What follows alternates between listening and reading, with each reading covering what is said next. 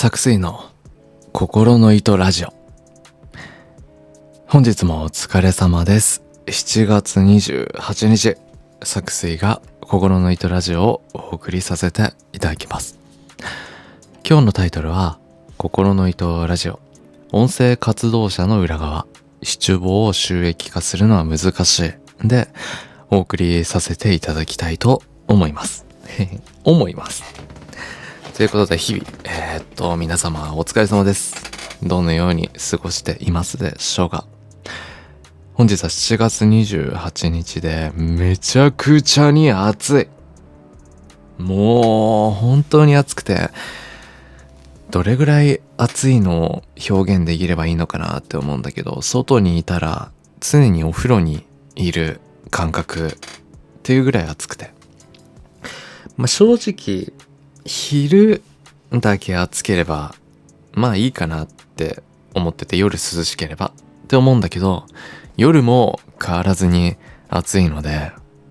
これはやばいやつだなって思いながら日々生きております。最高気温は今で言うと自分の近くら辺は37度ぐらいでなっていて、で一応今年はよりすごく暑くなる。なので鹿児島とか沖縄とかは40度を超えるその暑さがあるみたいなので、本当に熱中症気をつけてほしいのと、水分補給ちゃんとしてもらいたいなって思う毎日でございますどういう始まり？夏の注意喚起ラジオみたいな始まり方をするんだけど、本当に大切なことだから正直この冒頭で話す内容はラジオでは本当に関係ない自分の今話したいことを話しているんで、すごくこの心の糸ラジオっていうのは自分の心から思うことをお話しできればなって思ってます。嘘もなく本当に思ってることをお話しすることで、聞いてくれる人とより深くつながるというのが、この作水っていう人間をもっと知ってほしいためのラジオだし、今世間的に何が起きているのか、あまり一般的な世間的な問題には触れず、自分のやっていることで起きている周りごと、今回で言うと七五の収益化かなり難しい、YouTube 上での話になるんだけど、それのお話をしていこうと思います。なのですごくかなり内容的には多くの人に刺さるような内容ではないんだけど、日々自分の音声作品とかを聞いてくれてたり、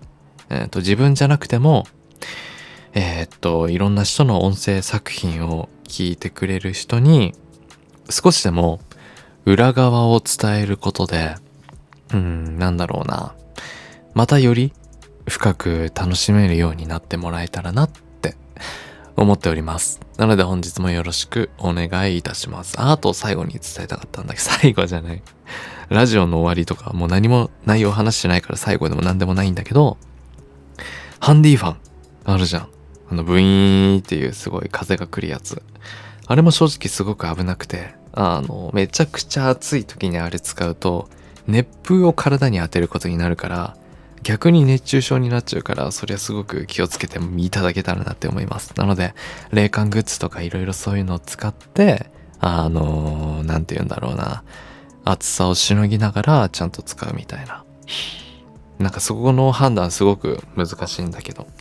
冷凍庫に入れて首の周りを冷やすとかもあるじゃん。ああいうのも使っていったらなって思います。すごく自分がおすすめなのは、電車に入って暑い中で改札電車で待ってて、で電車に入った後にハンディファンで体をすごく冷やすってのはすごくおすすめです。はい。4分間何を話しているんだっていう思うんだけど、自分の伝えたいこの自分のラジオなので、熱中症怖いんでね、普通に人亡くなってしまうので気をつけていけたらなって、一緒に今を生ききたいがために伝えさせていただきましたということで、本題に入っていこうかなって思います。音声活動者の裏側、主語を収益化するのはかなり難しい。今までその音声活動者の裏側とか、なんで自分がシチュエーションボイスを投稿するのかとか、心の糸ラジオを通して伝えさせてもらっているんだけども、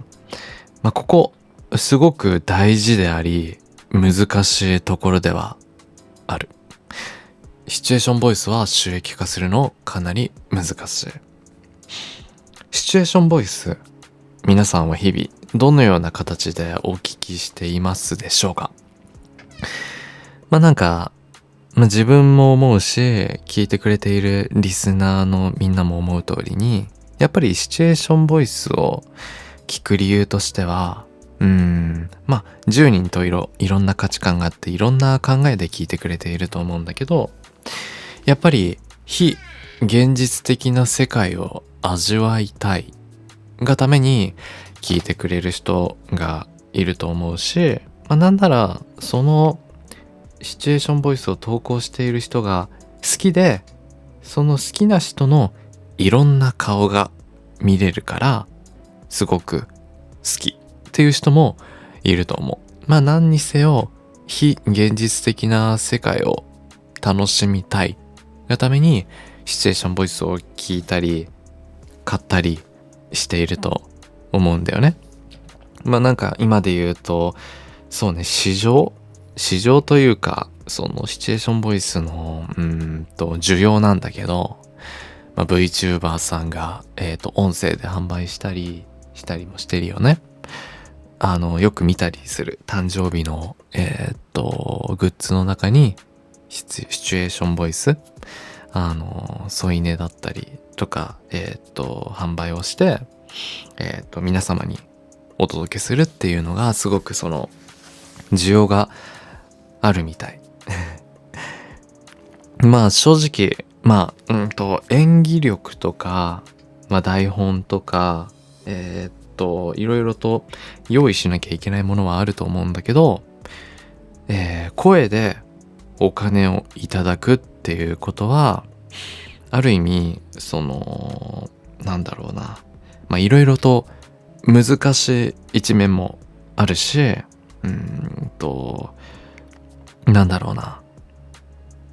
苦悩なこともあるけど、もしこれで成功すれば使ってるものは声だからすごく成功をするというか、人を集められたらうまくいくコンテンツでもあるのかなって思ってます。声はすごく唯一無二で、その人にしかできないものだから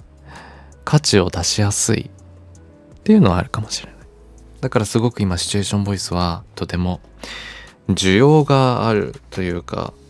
一定数需要があるものになっているのかなって思うんだけど、YouTube の規制がねすごく今強化をされ続けています簡単に言うと収益化が停止されたり収益化ができないようになっているのが現状です。なんて言うんだろうな、全てが全て収益化できないよっていうわけではないんだけど、少し過激だったりとかそういったコンテンツは対象外になって、で、今までねそういうルールじゃなかった時もあるから、それで収益を得て活動をしている活動者もかなり多くて、でもそのルールがどんどん狭くなっていって収益化が停止されてしまうっていうのはよく目にする物事だと思います。おすすめにも結構流れてくるんだけど、それは YouTube の規制が強化をされてどんどんシチュエーションボイスっていうコンテンツが狭くなってきているというか、 YouTube 上ではすごく扱うのに難しいんじゃないかなっていう状況になっているのは無視できないなっていう感じではあります。自分も正直そうだよね。冷静に考えると、やっていることは非現実的でリアルな世界をお届けすると言っているけど、非現実な世界、なんていうと世間的に簡単に説明すると、異世界転生みたいな感じなのかもしれないよね。こういうシチュエーションボイス。でも、正直、ヤンデレってなってくると内容もそこまで柔らかいものじゃないものだって、自分も自負してるんだけど、多分この YouTube を収益化するのは、難しいなって思ってる。今、収益化できて、なんだろうな。ある程度の、活動のお金にすることはできるかもしれないんだけど、自分はこの YouTube を収益化することは正直ないのかなって思ってる。その理由としては、今多くいただけた、多くというかお金をいただけたとしても、YouTube のルール上こういうことが起きる可能性があるってなると、未来的なことを考えると1年後どうなってるかわからない。だからもし YouTube でうまくいってたとしても、その時の YouTube さんのルールとか規制によってすぐ簡単にというかすごく大げさなことを言うと、100万稼いでたものが YouTube さんのご機嫌によって0円になっちゃう可能性もあるって考えると、すごく難しいなって思ってます。なので、自分はすごく継続することと再現性っていうのを活動の中で大事にしていて継続して楽しくやるってことはすごく大事だなって思ってて、こういうの活動でみんな10人十色あるので何をもって活動してるのかわからないんだけど、自分は声で人を支えられたらなって思ってます。でなんだろうな、自分は YouTube と、ファンティア、X をメインで活動させてもらっているんだけど、ファンティアでプランを作成して月額だったりサブスクだったりとかだったり、投げ銭であったり、名前呼びの、音声を依頼してそこでお金をいただいたりしてます。あとたまにツイキャスを配信させていただいて、そこでリスナーとめちゃくちゃお話ししたり楽しい毎日を過ごさせていただいているんだけど、そっちで、お金を発生させてます。でお金を発生させるなんで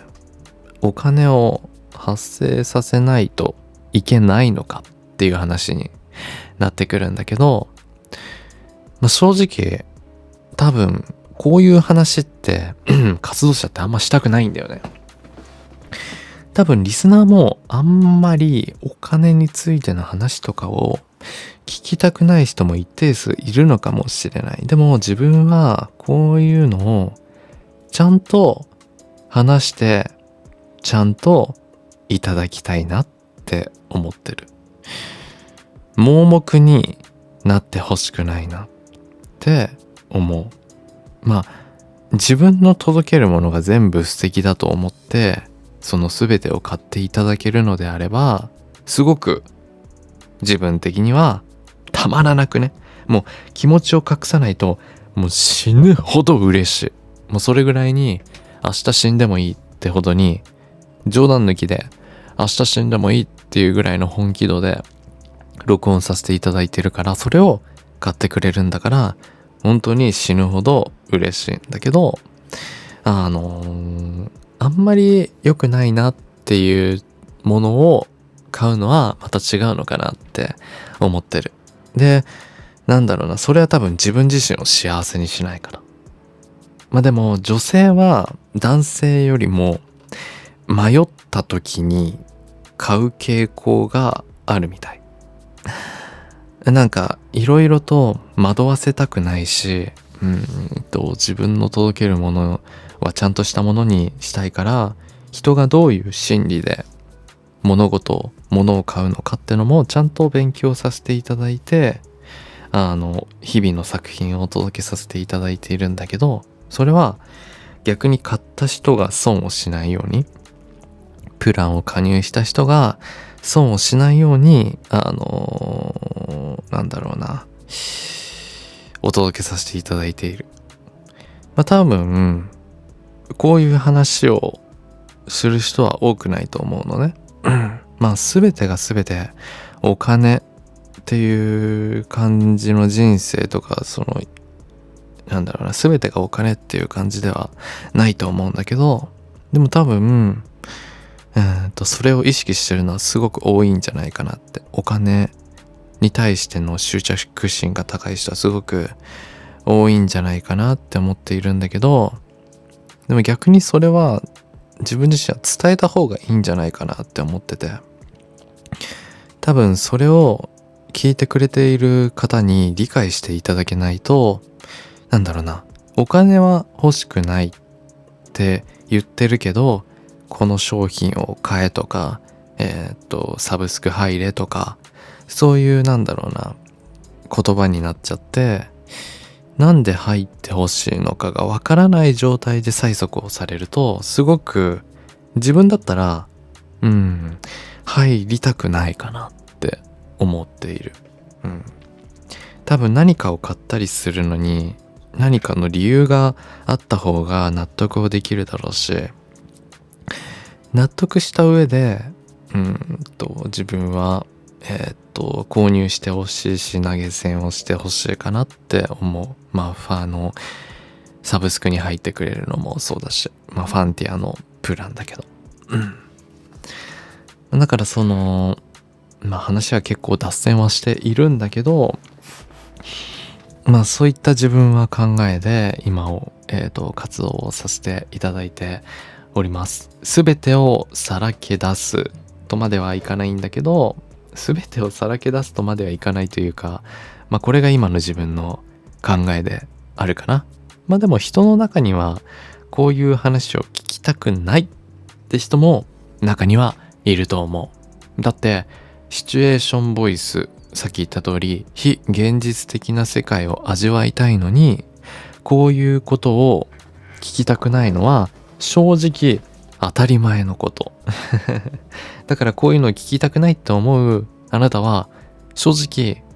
間違ってない。間違ってない。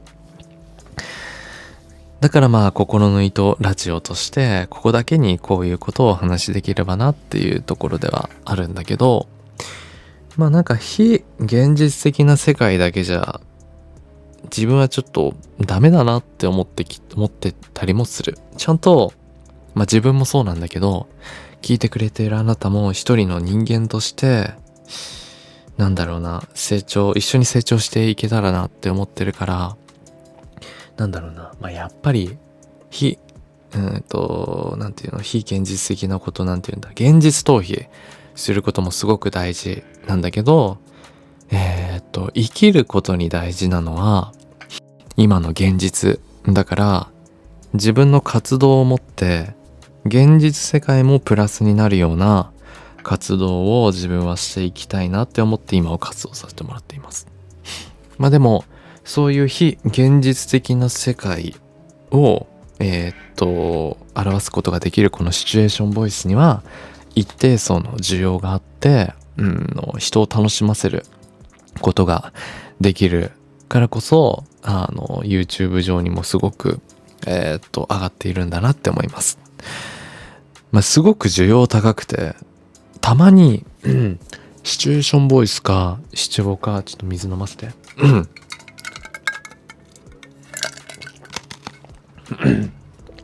X 上でトレンドに上がってるぐらいにすごく需要です。すごく需要です。需要があるのかなって思っていて、X 上でトレンドに上がるってことは、トレンドに上がる仕組みとしては、一日に、すごく、語弊があるかもしれないし、あまり正しくないかもしれないんだけど、一日にどれだけその用語が投稿されているかによってトレンドになる可能性が高いのね。で、シチュエーションボイスも結構トレンドに上がってたりするの。ってことは、シチュエーションボイスを投稿する人が結構一定数いるからこそ、トレンドに上がってくるっていうのはあるのかなって思っていて、それぐらいにすごく、正直、始めやすいコンテンツでもあったりするのかもしれない。始めるにあたっては、普通に iPhone を録音モードにして、シチュエーションボイス、おはよう。元気？声聞きたくて電話したみたいな感じで始めることができるのである意味なんて言うんだろうな、こういうのを分かりやすく言葉で言うと、始めやすいコンテンツではあるよね。今聞いているあなたもシチュエーションボイスやりたいなって思ったら、普通に今からでもできることだよね。すぐに YouTube 立ち上げてやるってのは。だからある意味始めやすい活動ではあるんだけど、すごく始めたら始めたで難しい感じになるよっていうのはすごくあるかなっていうのは、あります。っていう感じになるんだけど、すごくやっぱり収益化をするのがどんどん難しくなってきている上で、 YouTube 上で活動する理由としては、自分はすごく YouTube 好きで、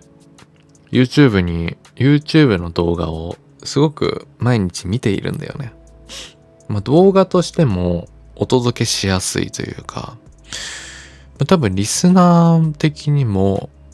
動画を見るとか聞くとか、こういうラジオにするっていうので一番見やすい媒体は YouTube なんじゃないかなって思ってる。配信とかだと考えるとツイキャスとかツイッチとかあると思うんだけど、こうやって一つの動画としてお届けするのであれば、YouTube が一番お届けしやすいし、聞く方も聞きやすいんじゃないかなって、プレイリストも作りやすいと思うしっていうので、自分はシチュエーションボイスをYouTube 上に上げてます。正直これがお金にはならないんだけど、なんだろうな、自分はすごく楽しく活動をしていきたいから、なんだろうな、知るきっかけにもなると思うし、なんやかんややっぱり YouTube からいろんな人が聞いてくれて、 X だったりツイキャスだったりファンティアに見に来てくれる人も多いので、やっぱりここの活動は大事なんじゃないかなって。今いるみんなを、今聞いてくれている皆さん、プランに入っている猫さんさっきまで寝てたのにどうしたの？今聞いてくれている皆さんを大切にするのはすごく当たり前のことではあるんだけど、自分は自分の声でいろんな多くの人を支えたいっていう気持ちもまだまだあるし、多分そういった姿を見るのもある意味今聞いてくれている人たちは楽しいんじゃないかなって思っていて、自分のすごくやりたいことでもあるんだけどね、これが。正直今なんだろうな、聞いてくれる人たちだけに音声を届けることもできるし、それをなんて言うんだろうな、世間的には囲い込みとかっていうのかな。今聞いてくれてる人だけを大切にするっていうの。それもすごく大切なことだし、当たり前のことだよね。お金をいただいている人を大切にするっていうのはすごく大切なことだなって思うんだけど、それだけじゃすごくダメなんじゃないかなって思っていて、やっぱり挑戦する姿、好きな人が挑戦する噛んじゃっためっちゃ大事なとこで噛みやすい人間なんだけど、挑戦する姿ってすごく自分的にはかっこいいんじゃないかなって思っていて、そういった面も含めて、その支援という形で日々の投げ銭であったり、プランの加入をしていただけているのかなとも思う。だからファンティアでR 系の音声を投稿を待っているというか、好きでプランに入ってくれているっていう考えと同時に、自分のこの活動を支援したいから入っているっていう人も一定数いてくれているっていうのを考えると、こういう YouTube とかでもちゃんとやるっていうのは多分おかしいな。自分のやりたいことだから。そういうところの支援があるからこそ、今 YouTube でも楽しくこうやって遊ばせてもらっています多分どうなっていくかわからない。この YouTube 上でシチュエーションボイスを上がっていくことは。でも上げられる時にはこうやって上げていけたらなって思ってますでもやっぱり難しいのが、シチュエーションボイスを届けるのは楽だし、携帯一本でもできるって言っていたんだけど、すごく蓋を開けると難しいかもしれない。それは思いつきで1、2本5本ぐらいまで投稿することはできるかもしれないんだけど、やっぱり継続することが大事って考えると、言い過ぎかもしれないけど、週7でも投稿できるようなことをし続けた方が、聞いてくれる人が楽しめるんじゃないかなって思っていて、正直シチュエーションボイスを週7でお届けするってのはすごく難しい。その理由としては、シチュエーションボイスっていろんなもので成り立っていて、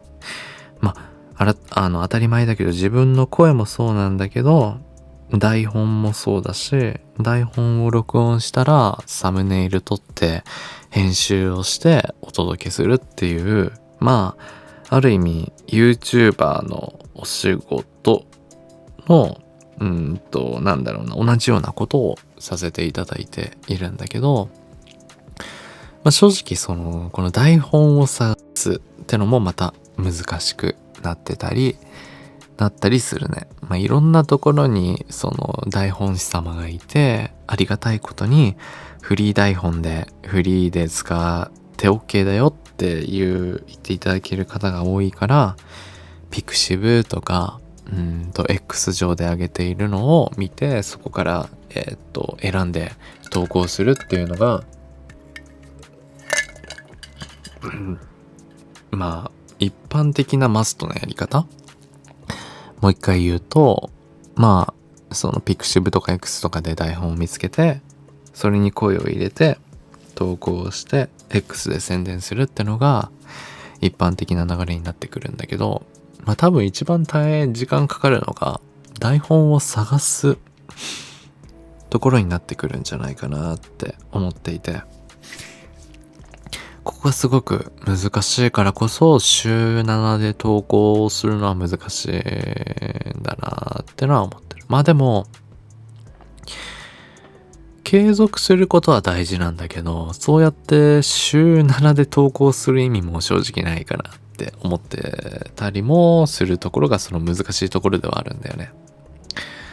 まあ話がすごく入り違って、さっき話してることと全然違う話をする自分なんだけども、まあなんだろうな、週1ですごいクオリティを投稿するのと、週7でクオリティ低くて7本投稿されるの、どっちがいいか問題、すごく難しいよね。まあどっちもメリットがあるし、まあどうだろうね、まあいろいろとあるけど、どうだろうな。多分世間的に言ったら週1でクオリティある作品をお届けする方がいいのかなって思う。でも自分がやっていることは週7である程度クオリティを保ったものをお届けするっていう方をしてる。まあ週7で投稿はしてないんだけど、まあ2日に一本ぐらいのペースで今投稿させてもらっています。まあ理由としては、自分はこうやって声を届けることがすごく好きで、まず声を届けただけで一つ満足するポイントがあるっていうのはあるし、あとはなんだろうな、ちょっと待って、何話そうとしたんだっけ。そう。自分は非現実的でリアルな作品をお届けしたいっていう考えがあるから、あと人を声で支えたい。だから正直人生って生きるの難しいじゃん。毎日感情は変わるし、毎日起きることが違うから、週1で上がる動画に支えられるってのもすごく大切なんだけど、自分は日々起きることも支えていきたいのね。だから毎日とは言わないんだけど、頻繁に支えになれるような動画を出していきたい。だから変にというか、再生数ってよりかは一人の人間、一人のリスナーを楽しませたいから、こういうことをしてたりする。一人の辛いって思うリスナーを支えていきたいって思って、よりその一人がどんどん大きくなっていったら、なんだろうな、大きいものになっていたよみたいな感じにしたいのね。だから自分的にはなんて言うんだろうな、日常を支えられるカツ丼噛んじゃった。また大事なところで活動者になれたらなって思いもあるから、こういう風にこまめに投稿しているっていうのはあるかな。まあ基本自分はアドリブでやってはいるんだけど、まあ何もないところからアドリブは生まれないから、日々勉強をしてる。勉強って言っても映画を見たり、アニメを見たり、本を読んだり、あとはシチュエーションボイスじゃないところのお勉強もして、なんだろうな、広い視野で物事を思って、あとはリスナーの日々の YouTube のコメントだったり、高評価もいただいて、そういうのを見て、こういうの好きなんだっていうのを理解した上でアドリブでやってたりするんだよね。そうやってたりする。だからこそ、アドリブでできるからこそ、届けられる頻度も高くできるのかなって思ってる。たまに台本をお借りさせてやらさせていただく時もあるんだけど、それはやっぱり人の考える物事にも触れることによって、新しい自分をみんなに届けることができるから、こういうことをさせていただいていたりするってのが今の俺の活動としての考え方になるのかなって思ってる。って感じ。こここまで話すのはなかなかないと思うんだけど、でも自分のことはある意味知っておいてほしくて、なんだろうな、その納得した上で購入してほしい、買わせたい、それを全て納得した上で買いたいなって思わせたいものを俺は届けたいなって思ってる。だから別にその強制的に買ってほしいなっていうのは確実にない。君の意思で買ってくれるように俺はいろんなことを考えるし、いろんな魅力的な作品をお届けする。すごく楽しい毎日を本当にありがとうね。何回も伝えてるんだけどなんでファンティアの月額プラン、サブスクをすごく推しているのかっていうと、その日々商品を購入してくれたり投げ銭をいただけるのすごくありがたいんだけど、自分のその活動の安心ってのは毎月確保されている資金があるっていうのがすごく心の支えになってたりするんだよね。すごく正直な話をすると、もうここは自分の心だし隠さずに言うし、嫌いになられてもいいのはちょっと嫌だけど、自分の心の話をさせていただくんだけど、やっぱり月額で入っていただけるのが心の安心になります。それはある程度月頭に月額のプランだからいただけるから、今月も頑張ろうって気になるんだよね。だから今月頑張ってたけど来月そのゼロになってるっていうのはすごくあるんだよね。その月額プランじゃなくて商品を出したりするのをメインでやってると、正直そういうものがあるんだよね。だから今月頑張っても来月ゼロの状態で始まるから、また同じそれ以上に頑張んないとみたいな。でも頑張んないと、聞いてくれてる人に嫌われちゃうしみたいな感じで、じゃあこれ届けないとっていけないし、結局最終的にはお金のために活動を頑張るっていう感じになってきちゃって、俺は自分はそういうのすごく嫌だから。でもお金は大切だし、お金を発生させることで自分のこの声の活動にいいプレッシャーをかけて楽しく、そして責任を持って活動をできてさせていただくのは自分としての義務というか覚悟なんじゃないかなって思ってます。正直気持ちはわかる。月額って入りづらい問題何かを購入するよりも入りづらいってのはすごく気持ちを分かった上で今これを伝えさせていただいております。でも入れないよっていう気持ちもすごく分かってるから、だからそれを分かった上で商品もお届けするし、だから自分のやりたいようにというか無理のない程度に応援とか購入をしていただければなって思ってます。こんなに話して大丈夫かなどうしようね。8月になったらその月額で入ってくださっている皆様が全員大会をしてゼロになっちゃったらどうしようっていう不安もある。正直ね。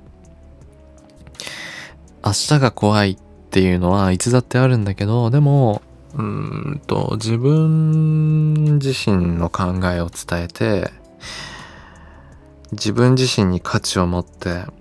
楽しく活動をすることが今聞いてくださっている人たちの心の支えにもなってるんじゃないかなって思うと、今を頑張りたいし、楽しく頑張りたいなって思ってる人としても、まだまだ未熟者だから、いっぱいその勉強をして、もっと自分の届ける声とか言葉を質のいいものにしていきたい。質のいいものっていうか、もっとわかりやすく言葉にしたいなって思うし、またいろんな方向で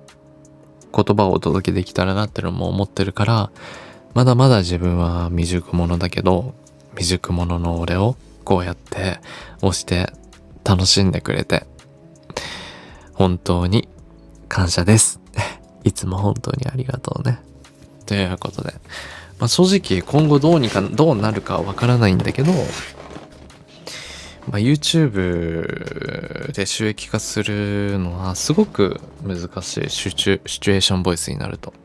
日常系の YouTube アカウントとか作ればそれを収益化することは可能なんじゃないかなって思うんだけど。っていう感じかな。それもいろんなことがあって今はツイキャスとファンティアをメインでやらさせてもらっています。ルールを守るのは大事だなって思うし、そこである不満を使わさせてもらっている媒体に言うのは違うなって思ってて、使わさせてもらっている身だからね。だから自分のできるところで楽しく活動をして、責任持って楽しんでいけたらなって思うので、日々お聞きいただき本当にありがとう。大好き。めっちゃ話した40分か。でもすごく今が楽しい。こうやってお届けするのもすごく楽しいし、いい収穫になったらいいなって思うかな。活動者の裏側もこれからいっぱいお話できればなって思うし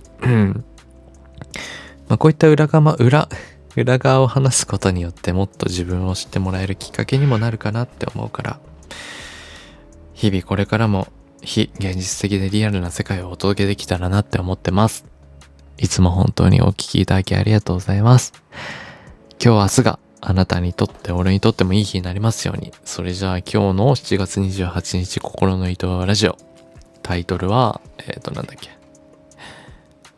音声活動者の裏側、主語を収益化するのは難しいを終わらさせていただきたいと思います。もしあれば、もしよかったら高評価、チャンネル登録とご感想お待ちしております。感想いただけたらめちゃくちゃ嬉しいです。何を思ってどういう感情になったのかっていうのを聞けるのは自分はすごく楽しいので。それでは本日もご視聴いただきありがとうございました。心の糸ラジオ終わり。いつも終わり方がすごくわからない。正直始まり方もわからないんだけど。それじゃあまた次の動画で。本日もご視聴いただきありがとうございました。Thank you. またね。